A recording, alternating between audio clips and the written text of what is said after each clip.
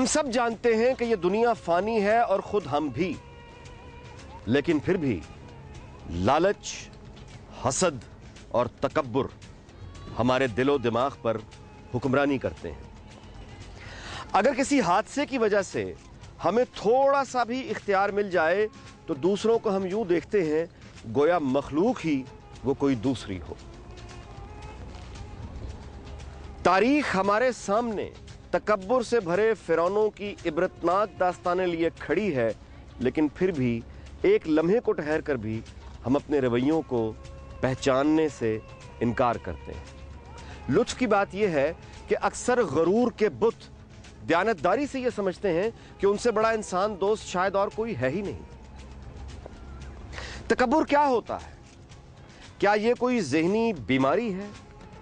और अगर यह बीमारी है तो क्या इसका कोई इलाज है? आज हम इसकी तलाश करें।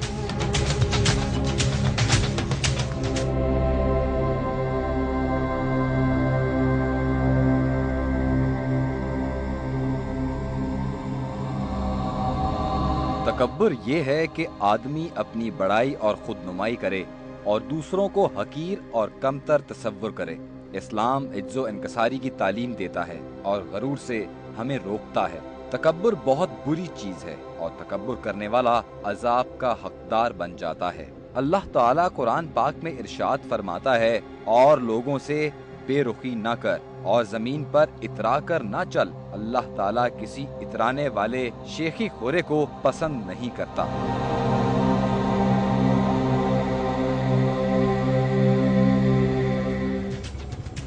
हम बहुत फख्र से खुद को मुसलमान कहते हैं और रूहानी महफिलों में जाके हमारे आंसू आंखों से यूं बहते हैं जैसे हमसे बड़ा पारसा दूसरा कोई है ही नहीं। लेकिन इन महफिलों से निकलने के बाद हमारा रवैया अपने ही मुलाजमों और दीगर अफराद से इस तरह का होता है कि इंसान सोचने पर मजबूर हो जाता है कि क्या हम अपने खालिक के साथ भी कोई गेम कर रहे हैं। इस्लाम गुरूर भरे रवैयों को किस तरह से देखता है?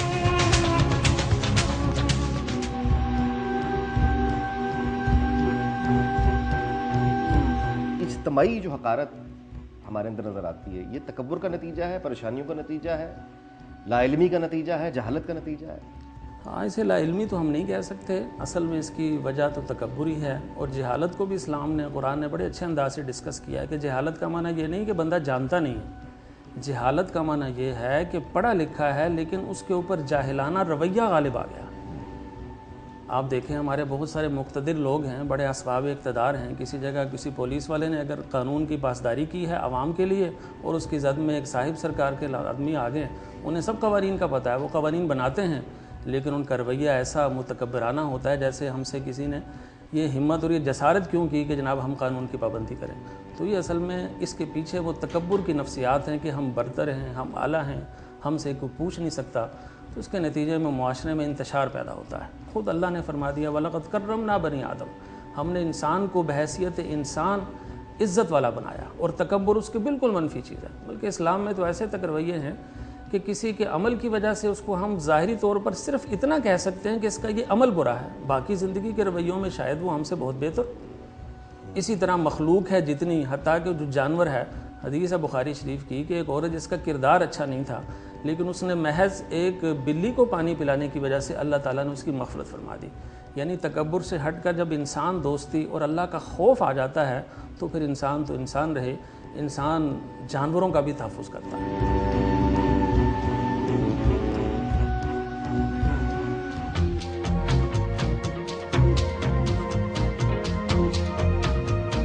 असद साहब, फरमाइएगा कि आपने अपनी प्रैक्टिस में कितने केसेस आपके मुशाहिदे में हैं कत्ल गारतगरी के, जिनकी बुनियाद सिर्फ और सिर्फ एक गरूर या तकब्बुर और अना की, झूठी अना, इसकी वजह थी?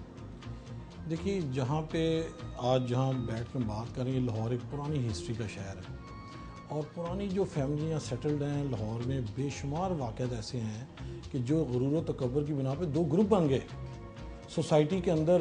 उनकी रेगुलर कत्ल व गारतगरी के केसेस हैं।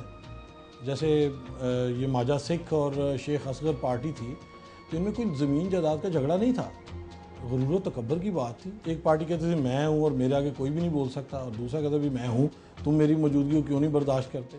तो ये दुश्मनी एक कत्ल नहीं है, शेख असगर साहब कत्ल हुए, उनका अकील कत्ल हुआ, और फिर आखिर में आके जब घर के मर्द ख़त्म हुए थे, जब जाके रोहिल असगर साहब ने फिर इनसे सुलह की। सेशंस कोर्ट की कस्टडी में एक अंडर कस्टडी मुलज़म को इस बात पे उसने मार दिया कि ये दूसरी पार्टी है और इसकी जुर्रत कैसे है कि इसने हमारे बंदे को ये किया।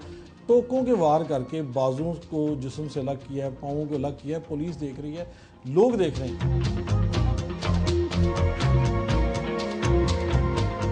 फिरदौस जमाल एक बहुत अच्छे और मशहूर अदाकार हैं, लेकिन कम लोग जानते हैं कि फिरदौस जमाल मुसलसल मुताले के बहुत शौकीन हैं। फिरदौस जमाल से पूछते हैं कि शोहरत अगर मिल जाए तो तकब्बुर से बचा कैसे जा सकता है।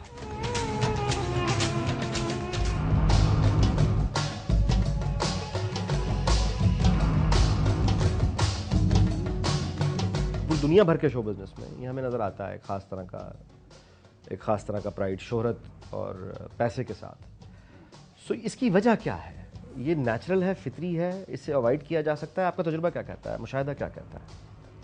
यार अनीक, मेरा मुशाहिदा तजुर्बा जो है वो शो बिज़नेस के हवाले से, तो जो है शो बिज़नेस का न्यूक्लियस ही यही है।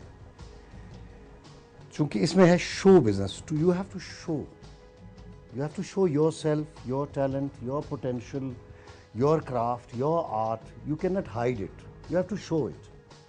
तो इसी शो बिज़नेस को जब आप इसको अंदर जाकर देखते तो है तो कुछ भी नहीं ना, एक खौल है, एक झूठ है, जिसको मैं कभी कभी कहता हूँ। मुझे कोई कहता है तुम क्या करते हो, तो मैं कहता हूँ मैं झूठ का कारोबार करता हूँ मगर पूरी सच्चाई के साथ करता हूँ।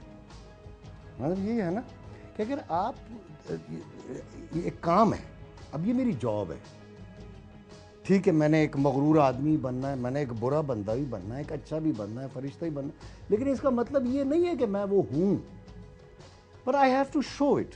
लेकिन उसको अपनी ज़िंदगियों पर, आम ज़िंदगी पर उसको मुंतबिक ना करें, उसमें आजिज़ी लाएं। अच्छा, फिर उसमें दो और डायमेंशंस निकलती है नहीं इसमें। एक तो होता है एक्टर, तो एक्टर जो है वो सेल्फ निगेशन करता है, तो उसके लिए वो इतना मुतासर नहीं होता इन चीज़ों से। मतलब उनमें बड़े रेयर, मैंने जो जेन्युइन एक्टर्स हैं या एक्ट्रेसेस हैं जो दुनिया में, उनमें अगर आप देखें जेन्युइन, उनमें आपको आजिज़ी नज़र आएगी। अच्छा, दूसरी जो किस्म है, दूसरी जो इसमें किस्म आती है, वो आती है मॉडल्स की। अब मॉडल्स में ये चीज़ है, चूंकि एक्टिंग सेल्फ निगेशन है, ज़ात की नफ़ी है, इसलिए एक्टर में आजिज़ी होती है और होनी चाहिए।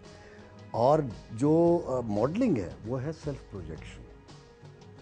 तो वो चूंकि अपनी ज़ात को नुमायाँ करते हैं, अपनी ज़ात को, अपने सेल्फ को, सेल्फ बीइंग को, अपनी बीइंग को वो नुमायाँ करते हैं, कैरेक्टर नहीं करते। अपनी जो उनकी जो जो जो सरापा है, सरापा है, अपना सोना है जी, उसको वो बेचते हैं। तो इसलिए वो मॉडलिंग चूंकि सेल्फ प्रोजेक्शन है, उसमें ये एलिमेंट बहुत ज़्यादा है और वो नहीं होते। मेरा ख्याल है तावक्त है कि वो उस प्रोसेस से ना गुजरें जिससे एक्टर नहीं गुजरता है।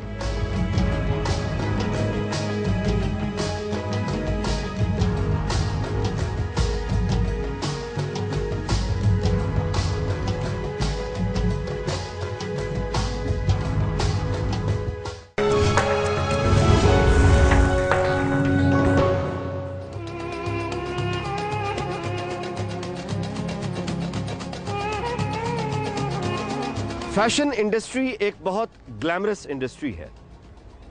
यहां नौजवानों को दौलत और शोहरत बहुत जल्द मिल जाते हैं। अगर ऐसे नौजवान तकब्बुर का शिकार हो जाएं तो इसमें ताज्जुब की बात भी नहीं, और वैसे भी मॉडल्स और अदाकारों के गुरूर को एक मासूम गलतफहमी कहा जा सकता है। लेकिन फिर भी तकब्बुर का यह रवैया इन नौजवानों के कैरियर पर क्या असर डालता है, पूछते हैं खावर रियाज से।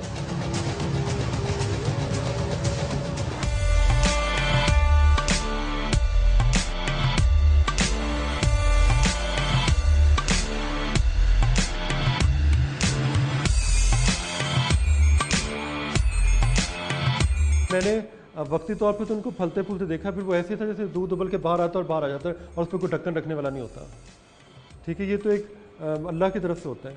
तो मैंने बहुत से लोग ऐसे देखे हैं जो मैं तारीफ़ करूँगा अपनी तमाम जो पुरानी सीनियर एक्ट्रेसेस हैं कि अल्लाह ने उनको इतनी इज्जत दी, सब कुछ दिया, लेकिन मैंने उनको कहीं ना कहीं उनको तकब्बुर करते नहीं देखा। और वो लोगों की मैंने देखा कि छुप छुप के हेल्प कर रही हैं और उनका हर तरह साथ दे रही। बाकी ज़ाती ज़िंदगी में वो क्या है वो अलग बात है, लेकिन उनके अंदर ये चीज़ बहुत मैंने देखी कि वो उनके अंदर तक। लेकिन आज का जो दौर आया है वो तो ऐसे जैसे बस थोड़ी सी कोशिश से सब कुछ हासिल कर लें, तो वो जो चीज़ है ना वो इंसान के अंदर एक उसका जो कॉम्प्लेक्सेस है जिसको वो दूर करना चाहता है, तो उसकी वजह से उसके अंदर तकब्बुर पैदा होता है। अच्छा, अब ये एहसास कमतरी है या एहसास बरतरी है? दोनों ही है, क्योंकि एहसास कमतरी फिर एहसास बरतरी की फॉर्म में निकलती है कि आप समझते हैं कि आपको ये चीज़ें मिल गई तो आप दूसरे से बरतर हो गए सिर्फ चीज़ों की बुनियाद पर, जो कि आनी जानी चीज़ है। तो वो जो एहसास बरतरी है वो फिर आपको तबाही की तरफ लेके जाती है। और बेसिकली जब ये रवैया ख़त्म हो जाएगा ना कि मैंने दूसरे को इम्प्रेस करना है बजाय इसके कि मैं अपने आप को इम्प्रेस करूँ, वो ज़्यादा ज़रूरी है। तो जब आप दूसरे को इम्प्रेस करने में लगते हैं तो आप अपनी ज़ात की नफ़ी करते हैं।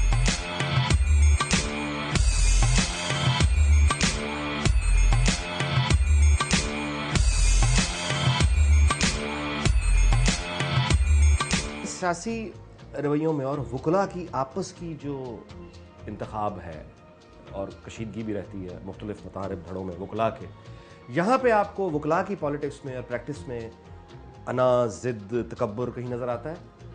देखिए, ये बड़ी दिलचस्प बात आपने कही है, क्योंकि इंसान जहाँ अपनी राय देता है तो फिर उसको इख्तलाफ राय पसंद नहीं आती।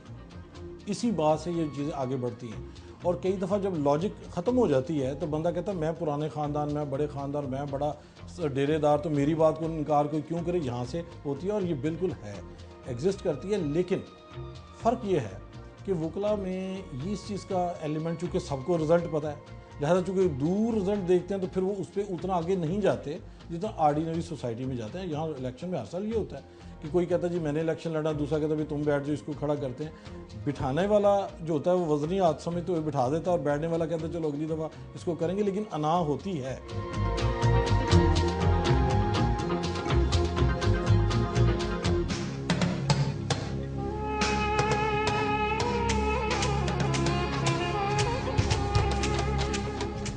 तीन ऐसे अशख़ास हैं जिनसे अल्लाह ताला ना तो कलाम फरमाएगा ना रहमत की निगाह से देखेगा। उनमें से एक बूढ़ा बदकार, दूसरे जालिम और झूठा हुक्मरान, और तीसरे मुतकब्बिर फ़कीर। क्योंकि फ़कीरों में भी बड़े मगरूर लोग होते हैं, हुक्मरान में अक्सर मगरूर लोग होते हैं, जैसे फ़िरौन की मिसाल है, नमरूद की मिसाल है। तो इन्होंने अपने मुकाबले में हर आने वाले को कीर जाना है। और अम्बिया अलैहिस्सलाम को शुरू से हिस्ट्री चली आ रही है कि नूह अलैहिस्सलाम से बात चलती है कि जब उन्होंने तबलीग की और फरमाया कि मैं अल्लाह के सिवा किसी की बंदगी नहीं करनी, तो जो मुशरिकीन के सरदार थे, काफिरों के सरदार थे, उन्होंने कहा कि आप हमारे जैसे इंसान हैं और जितने आपके फॉलोअर्स हैं वो सब कमीने लोग हैं, तो हम कैसे कमीनों के साथ बैठ जाएं। तो गरीब और छोटे के साथ बैठने को बुरा समझना ये हकीर होने की, मुतकब्बिर होने की निशानी है। जनाब ईसा अलैहिस्सलाम फरमाते हैं कि खुशखबरी हो उन लोगों को जिनको अल्लाह ने किताब का इल्म दिया और वो मुतकब्बिर होकर नहीं मरे। है ना?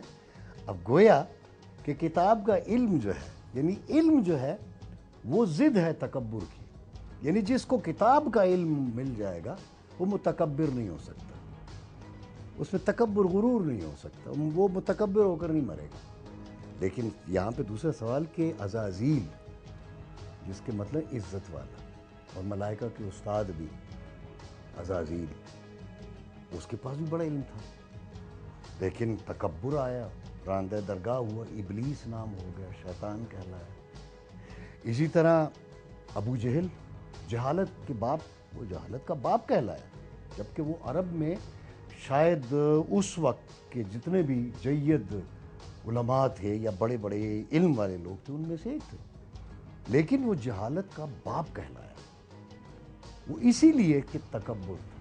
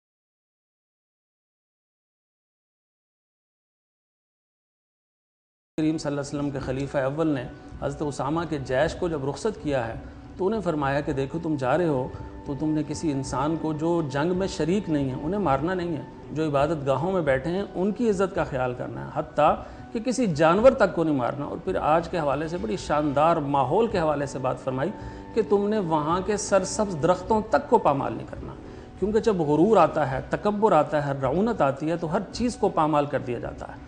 दुश्मन की, फ़रीक़ मुकाबिल की इज़्ज़त, कानून, उसकी रस्म व रवाज, उसकी तहकीर करना, उसकी माशी बर्बादी के सामान करना, इस्लाम ने तमाम रवैयों से मना किया है और उसको बुरा समझा है। ख़ुद नबी करीम सल्लल्लाहु अलैहि वसल्लम के सामने कोई ऐसी बात आई तो आपसे एक साहबी ने कहा कि या रसूलल्लाह फ़लाँ मामले में आपसे मुझके मेरे साथ ज़्यादती हो गई थी, तो नबी सल्लल्लाहु अलैहि वसल्लम ने फ़ौरन अपने को मुहासबे के लिए पेश कर दिया। गोया मुहासबा और गुरूर और तकब्बुर एक मुतज़ाद चीज़ें हैं। मुहासबा करवाने वाला तकब्बुर का शायबा तक वहाँ नहीं होता।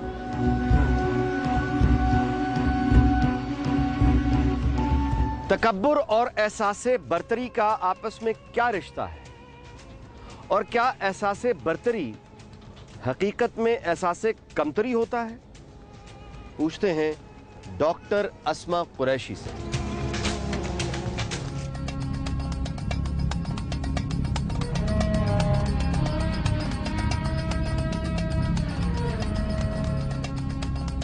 इसको हम क्लिनिकल टर्म्स में ग्रैंडियोसिटी का नाम देते हैं।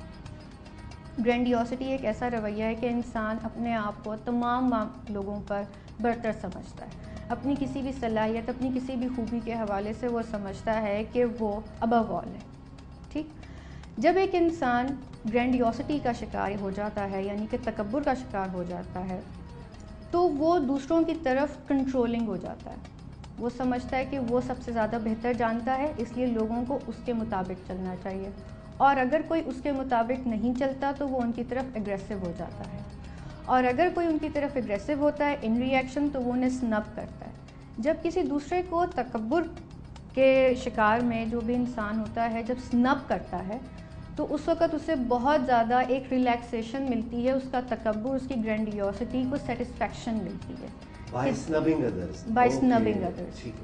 तो जैसे कि अभी आपने बात की कि क्या इसका इलाज होना चाहिए, बिल्कुल, क्योंकि क्लिनिकल ग्रैंडियोसिटी को बाकायदा एक साइकोटिक फ़ीचर के तौर पर जाना जाता है और इसको बाकायदा साइकाट्रिक मेडिसिन के थ्रू डील भी किया जाता है, कि जिसमें एक इंसान अपने आप को इस हद तक बरतर समझता है कि वो दूसरों को बिल्कुल हीच समझता है, अपने वालिदैन को, अपने इर्द गिर्द के तमाम पोजीशन होल्डर्स को, जो भी उसके सामने मौजूद है, वो उसको किसी भी खाते में नहीं लेकर आएगा, जिसकी वजह से उसके तमाम रिलेशनशिप्स ख़राब हो रहे होते हैं, उसकी अपनी पर्सनल वेलबींग ख़राब हो रही होती है, उसके प्रोफेशनल बिहेवियर्स में ख़राबी आ रही होती है अगर वो किसी प्रोफेशन में है, अगर वो स्टडीज़ में है तो वो कहीं ना कहीं स्टडीज़ में भी इफ़ेक्ट उसका आ रहा होता है, क्योंकि अगर कोई स्टूडेंट ये समझता है कि जनाब उसे सब कुछ पता है, उसे टीचर से गाइडेंस की ज़रूरत ही नहीं है, तो फिर वो नहीं लेगा, जिसकी वजह से उसके ग्रेड्स।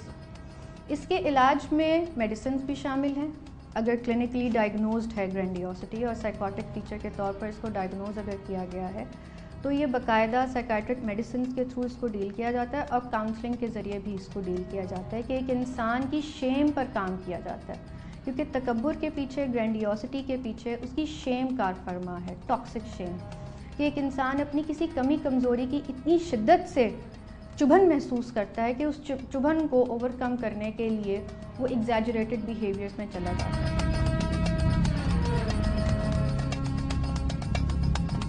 तकब्बुर जो है मेरी फील्ड में तो खैर बहुत ज़्यादा है, और मैंने नोट किया है कि वो लोग जो पहले कभी इस तरह झुक झुक के सलाम कर रहे होते हैं और आगे पीछे आपके फिर रहे होते हैं, अब मेरे साथ तो खैर बहुत ज़्यादा होता है कि पहले तो वो खावर भाई कर रहे होते हैं, फिर उसके बाद कुछ खावर करके बुलाना शुरू कर देते हैं, फिर इस तरह आमने सामने होकर बात करते हैं।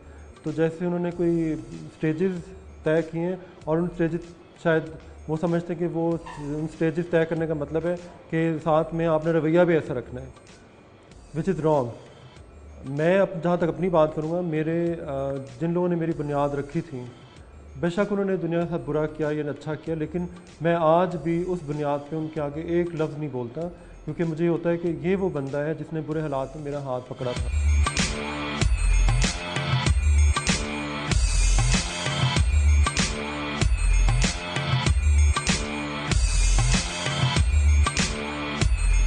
हकीम सनाई गजनवी रहमतुल्लाह अलैह फरमाते हैं कि इल्म कज़ तू तुरो न बस्तोनत जहिल ज़ो इल्म बाबवत बिस्यार, कि जो इल्म तुझे तुझसे न छीन ले उस इल्म से जहालत कहीं बेहतर है। मुतकब्बिर इंसान जो है वो अपना ही दुश्मन होता है।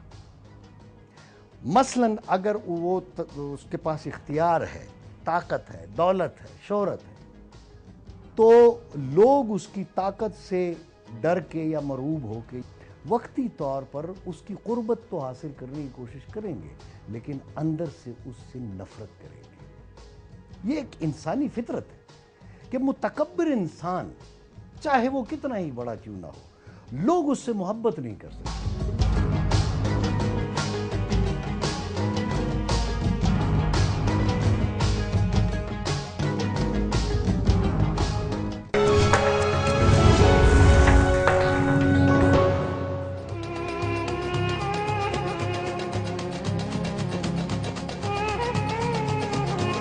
ये फरमाइएगा कि यानी इस्लाम में खुद मज़हब को बुनियाद बना के ख़ुद को बरतर समझना, यानी इस रवैये को भी नापसंद किया गया। हाँ, हजूर सल्लल्लाहु अलैहि वसल्लम तो बानी इस्लाम है, उनसे बड़ा तो कायनात में इंसान कोई नहीं है। वो क्या करते थे, वो अपने सामने ऐसे आद बांध के लोगों को खड़ा होना पसंद नहीं फरमाते और तवाज़ु ही उन पर नाज करती थी। जितना आप तवाज़ु करते थे कायनात के अंदर कोई तवाज़ु नहीं करता था। और आप सल्लल्लाहु अलैहि वसल्लम ने जो तालीमात अता फरमाई हैं, आप इससे अंदाज़ा फरमा सकते हैं कि आपकी कैसी प्रीचिंग है, कैसी टीचिंग है। क्या फरमाया करते थे, ग़ुलाम को ग़ुलाम न को अपना भाई को। ग़ुलाम कहने में इंसान के अंदर एक बात पैदा हो जाती है, भाई कहने से उसमें नरमी आ जाती है।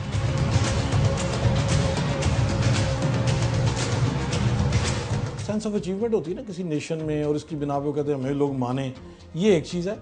और एक ये चीज़ है कि सेंस ऑफ अचीवमेंट नहीं है लेकिन फिर भी आप हमें माने, ये मैं समझता हूँ इस पर थोड़ा डिफ्रेंशिएट करना चाहिए। बिल्कुल दुरुस्त।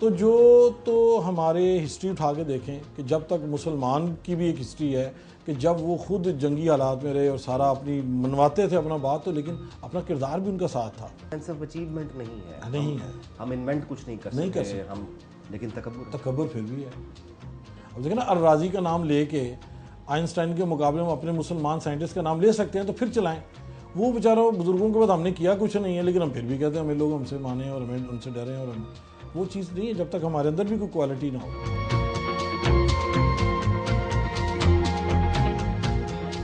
दूसरे को दिखाने के चक्कर में गरूर तो उनके अंदर पैदा हो ही रहा है, लेकिन उनको ये नहीं पता कि इससे वो दूसरों के दिमाग में क्रिमिनल एक्ट पैदा करने की कोशिश कर रहे हैं। मसलन आप सरेआम चीज़ों को जब नुमाइश करते हैं सिर्फ अपना गरूर दिखाने के लिए कि मैं देखो तुमसे बरतर हूँ, तो आप ये नहीं सोचते कि जो आपके घर में एक बंदा काम कर रहा है या जो आपसे थोड़े से बेचारे इकनॉमिकली कमतर हैं, तो उनके अंदर किस तरह कॉम्प्लेक्सेस डेवलप आप कर रहे हैं और आप उनके अंदर एक ताकत फोर्स डाल रहे हैं कि वो शॉर्टकट तलाश करें।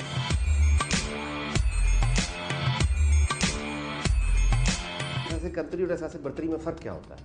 देखिए, एहसास कमतरी ये होता है कि किसी भी इंसान को अपने बारे में, अपनी पर्सनैलिटी के कुछ फ्लॉज बहुत बुरे लगते हैं। जैसे अगर कोई इंसान अपने कम्प्लेक्शन की वजह से बहुत ज़्यादा एहसास कमतरी का शिकार है कि उसका कम्प्लेक्शन टैन है, तो उसका तो इफेक्ट ये होगा ना कि वो शाय हो जाएगा, आइसोलेशन में चला जाएगा। इसका ऑपोजिट बिहेवियर भी आता है। अच्छा, इसका ऑपोजिट बिहेवियर ये आता है कि वो शख्स अपने आप को इस तरह से बड़ापन अपना जाहिर करे और अपने आप को इतना बढ़ा चढ़ा कर दूसरों के सामने प्रेजेंट करे कि लोग उसके काले रंग की तरफ इतनी मुतवज्जो ना हो, बल्कि उसके उन बिहेवियर्स की तरफ मुतवज्जो हों जो कि वो शो कर रहा है। ये चीज़। और एहसास बरतरी क्या होता है?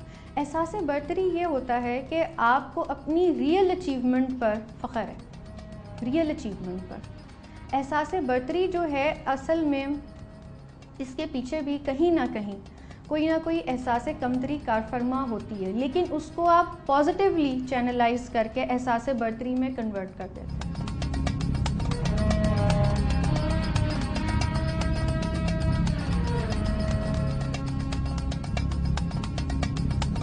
तकब्बुर एक ऐसा वस्फ़ है जो वस्फ़ इलाहिया है, ये खालिक का वस्फ़ है, मखलूक का नहीं है, खल्क का नहीं है। तो अगर खालिक के पास है तो उसके साथ वो सूट करता है, उसके कैरेक्टर के साथ जाता है। मुतकब्बिर, अकबर, ठीक है ना जी, अल्लाह के साथ, चूँकि अल्लाह का हुक्म इस कायनात में बिल जबर है। ज़ोर के साथ, रिक्वेस्ट के साथ, दरख्वास्त के साथ नहीं है। मगर सूरज को हुक्म है, कुन है, हो जा, फयकून हो गया। और उसके लिए, उस फयकून के लिए कोई अल्लाह को मिट्टी, गारे, ईंट, इधर उधर चीज़ों की, मटेरियल की, मैस की ज़रूरत नहीं है। कुन के साथ मैस भी क्रिएट हो जाता है, कुछ भी हो सकता है, किसका मोहताज नहीं है ना। अल्लाह समद, अल्लाह बेनियाज है। तो बेनियाज के साथ तो मुतकब्बिर सही लगता है, लेकिन जो मखलूक है वो तो मजबूर है ना।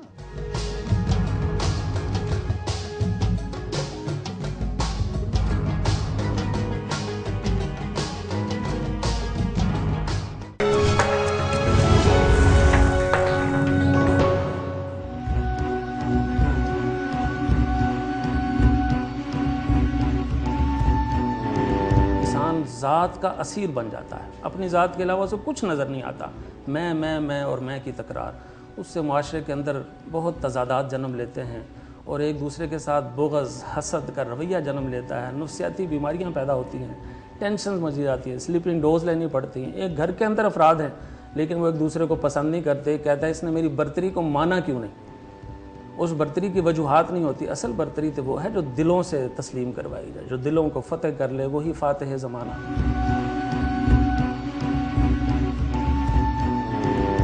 कुछ लोग मेरे साथ बहस बात है कि जी सुपीरियरिटी कॉम्प्लेक्स तो होते नहीं, चूंकि वो सुपीरियर हुआ तो कॉम्प्लेक्स कैसे हो गया। मैं ये कहता हूँ वही तो कॉम्प्लेक्स है, क्योंकि अगर किसी की पर्सोना में, किसी की पर्सनैलिटी में, उसकी शख्सियत में कोई क्रैक या वैक्यूम होगा, तभी वो अपने गिर्द जो है एक हिसार बना लेता है, एक शेल में वो चला जाता है। अब उस शेल को आप तकब्बुर कह सकते हैं। तो वो खौफज़दा बंदा होता है, वो बहुत वीक आदमी होता है। एक तो हमारे यहाँ जो बादशाहतें रही हैं ज़्यादातर, हालांकि वो यहाँ जो वो यूरोप में भी रही हैं, लेकिन यूरोप ने ये किया कि उसमें से इस्लाह का पहलू निकाल लिया। हमारे यहाँ 1450 साल पहले आका सल्लल्लाहु अलैहि वसल्लम ने जो बादशाहत थी वो ख़त्म कर दी थी। बादशाहतें के जाहो जलाल ख़त्म कर, अब मलूकियत नहीं है, मलूकियत नहीं है इस्लाम में, बादशाहत नहीं है, ख़त्म कर, इसीलिए ख़त्म की थी।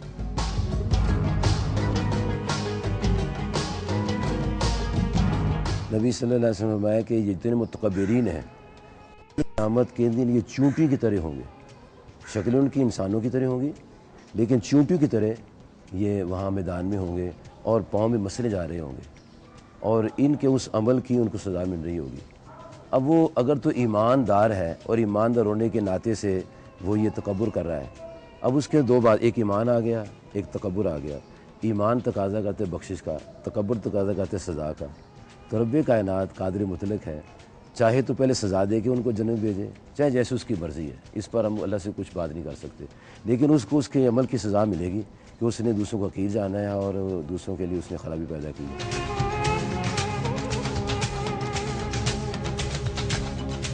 अच्छा, अब ये बताइए कि एक नौजवान बच्चा बच्ची है, मॉडल है, एक्टर है, एंटरटेनमेंट वर्ल्ड का है, सिंगर है, या किसी, अब तो खैर मतलब जर्नलिज्म भी शो बिजनेस है, तो वो फिर how to handle the fame sudden, all of a sudden जो मिलता है, तो वो तकब्बुर से, ये कहना तो आसान है कि तकब्बुर ना करें, लेकिन वो जो एमेच्योर टीन्स में बच्चे हैं या मिड 20s यंग एडल्ट्स, वो कैसे, क्या क्या करें? एक ये उनको पहचाना जा रहा है, लोग उनसे ऑटोग्राफ ले रहे हैं, उनके पीछे दुनिया लगी हुई है, सो वो नॉर्मल तो फिर नहीं रहेंगे ना। अच्छा, लोग ये समझते हैं जो गोदी में बच्चा होता है वो बच्चा होता है। मेरे ख्याल में वो बच्चा नहीं होता। बच्चा वो होता है जो नौजवान दिमाग होता है, जिसमें एनर्जी पूरी तरह से भरी होती है और उसको डायरेक्शन नज़र नहीं आ रही होती। अब एक बच्चे में अगर ऐसी चीज़ होती है तो बड़े का काम है जो उसके साथ है वो उस चीज़ को स्नप करे या उसको समझाए या उसको डिलीट करे या उसकी ब्रेन वॉश करके उसके अंदर जो सही कदरें वो डाले। ये जिम्मेदारी पेरेंट्स पे आती है जो अपने बच्चों को बिलवजह पैम्पर करके ख़राब करते हैं। तो मेरे ख्याल से जो दूर का प्यार है वो सब कुछ सिखा देता है और वो गाइडलाइन भी दिखा देता है।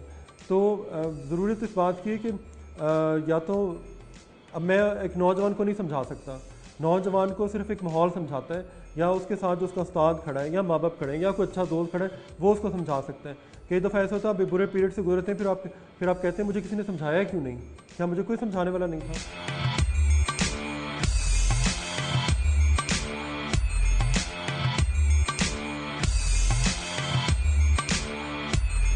तकब्बुर एक ऐसा इंसानी रवैया है जिसके बैकग्राउंड में अगर हम देखें तो असल में एहसास कमतरी कार फरमा है, क्योंकि एक इंसान तकब्बुर की कैफियत में अपने आप को इंसान की सतह पर नहीं सोचता। वो समझता है कि वो इंसान से बालातर हैसियत रखता है।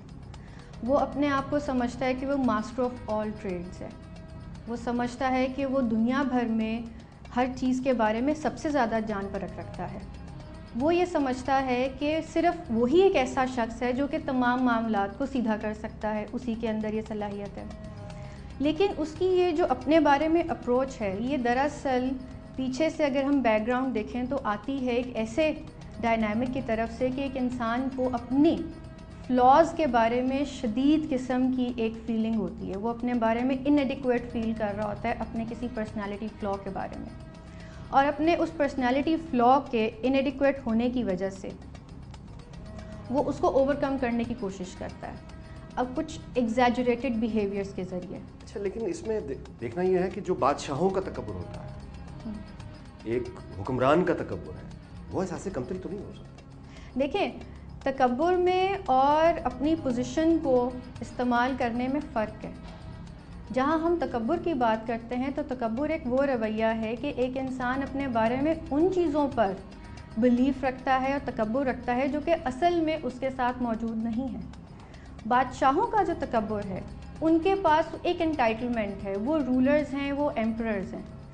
वो तकब्बुर में नहीं होते, वो अपनी पोजीशन का इस्तेमाल कर रहे होते हैं। प्राइड जो है अपनी एकम्प्लिशमेंट्स पर क्रेडिट लेने का नाम है कि जितना आपने सक्सेस अचीव की है आप उसका क्रेडिट लेते हैं और फिर साथ के साथ आप दूसरे लोगों को जो कि आपकी सक्सेस में और आपकी अचीवमेंट में शामिल थे उनको भी आप क्रेडिट देते हैं। जबकि तकब्बुर में इंसान ऑल इन ऑल क्रेडिट खुद लेता है। वो ये समझता है कि अगर कोई उसकी ज़िंदगी में कामयाबी आई है तो उसमें सरासर उसका अपना हाथ है।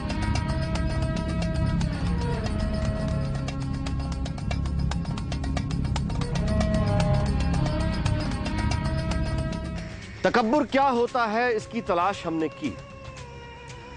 मनफी रवैयों का सबसे दिलचस्प पहलू यह होता है कि यह हमें सिर्फ दूसरों में नजर आते हैं। अपने रवैयों को म्याना रवी और दलील की कसौटी पर रखकर हम परखने को कभी तैयार नहीं होते। हमें सिर्फ अपनी मर्जी चलाना अच्छा लगता है, और कोई काम अगर हमारी मंशा के मुताबिक न हो तो बैन डालने में हमारा सानी कोई नहीं। कौन है जो ये कहे कि तकब्बुर अच्छा रवैया है? कौन इंसान है जो कहे कि हां मैं मुतकब्बिर हूं और मुझे इस पर भी फख्र है? सब तकब्बुर की मलामत करते हैं, ऐसे जैसे गरूर कभी किसी को छूकर भी नहीं गया। किराए के एक कमरे का घुमंड हो या किसी महल का, अपने अपने हिस्से का तकब्बुर शायद हम सब करते हैं। हम अपनी औलाद को भी ये ताना मारने से बाज नहीं आते कि ये हम हैं जो तुम्हें खाना देते हैं, ये हम हैं जिन्होंने तुम्हें अपने घर की छत के नीचे रखा है। गोया रिज़्क और मकान सब हमारे हाथ में। कोई सोचने को तैयार नहीं कि आखिरी सांसें लेते, एड़ियां रगड़ते फिरौन भी अपनी लाशों को हुनूद तो करवा गए, लेकिन जिंदगी का एक लम्हा ना खरीद सके। और इससे पहले कि आज का शो अपने इख्तिताम को पहुंचे, एक गुजारिश आपसे बराह रास्त है। अगर आप समझते हैं कि आपकी हक तलफी हुई है, प्रॉपर्टी के किसी काम में आपके साथ नाइंसाफी हुई है, आप किसी हुकूमती महकमे की गफलत का शिकार हैं और इसका दस्तावेजी सबूत रखते हैं, तो आप हमसे राब्ता कीजिए। आप हमें ईमेल कर सकते हैं, खत लिख सकते हैं। एड्रेसेस अपनी स्क्रीन पर आप देख रहे हैं। दुनिया न्यूज़ आपको इंसाफ दिलाने की तलाश में आपके साथ खड़ा है।